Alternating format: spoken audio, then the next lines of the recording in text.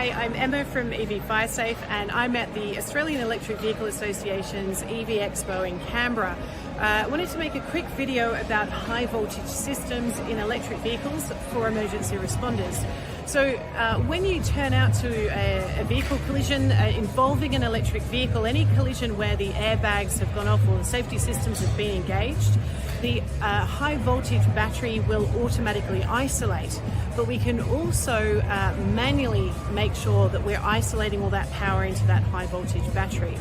So one of the first ways is to disconnect the 12-volt battery by the accessory battery. So by doing that, which we would normally do with petrol or diesel vehicles, first is with what we call an emergency cut loop, and there's also a pull fuse.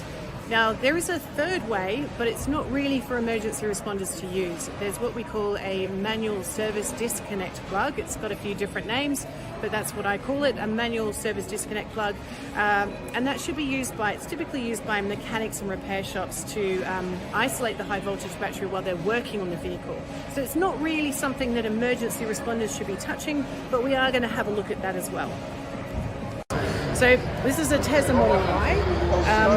If we want to disconnect the high voltage systems, here's how we do it, and it's the same with all Teslas. Under the bonnet, we take the cowling off,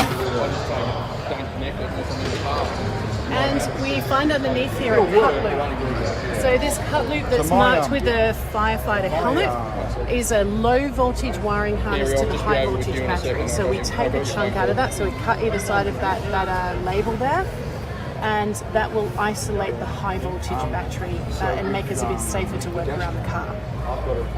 Alright, so the Tesla has a cut loop. This is a Hyundai Kona electric vehicle. It has a cut loop as well, which is here, and it's again marked by a label. But with this particular one, we could cut it, but we can actually pull this one out, so the whole thing comes out like that. And again, that's isolated the high voltage battery in this particular electric vehicle. So some vehicles have a cut loop that can be cut, or it might be pulled out.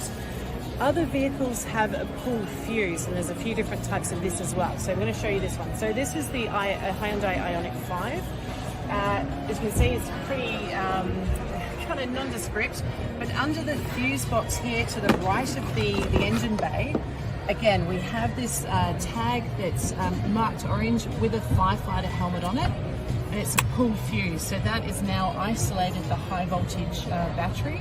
We're a bit safer to work around the car now, and then it can be pushed back in to make that operational again. So by pulling it out, it could be a little tricky, you know, actually at a collision to not knock that back into place, but that's all you have to do. The fuse doesn't come all the way out.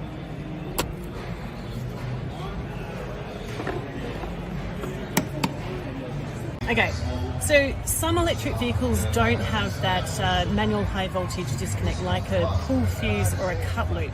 But what is listed in most of the emergency response guides is what's called a service disconnect plug. Now, this is the Polestar, and in the Polestar, the service disconnect plug is in under here. So that's what it looks like. Now, that's a direct connection to the high voltage battery. It's designed for use by mechanics and people in repair shops. It's not, it shouldn't really be used as an emergency response tool at all. This is a direct connection to high voltage systems, and I believe this car runs up to, I think it's getting on for 500 volts.